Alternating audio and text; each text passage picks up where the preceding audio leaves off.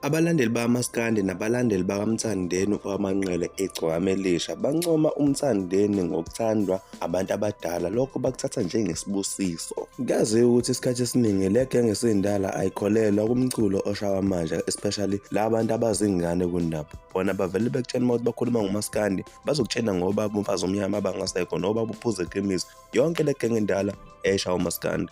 Bese bethi wona Maskandi lo abawaziyo. Kunobaba osemdala njalo uma yenza amavidiyo lapha ey'nkundleni zokuxhumana uhlala ey'culela ingoma kaMthandeni uma ukuthi wenza uyacula. Into abayithanda kakhulu ngalo baba ukuthi njalo uma yenza amavidiyo kaMthandeni uyayiculela kuphela aveze uthando analo ngoMthandeni, akakhulumi ngagama lamuntu ukuthi sibani wenzeni. Yolala wagogo namhlanje na ngivuke ngiphikelele khona kumshelo wami.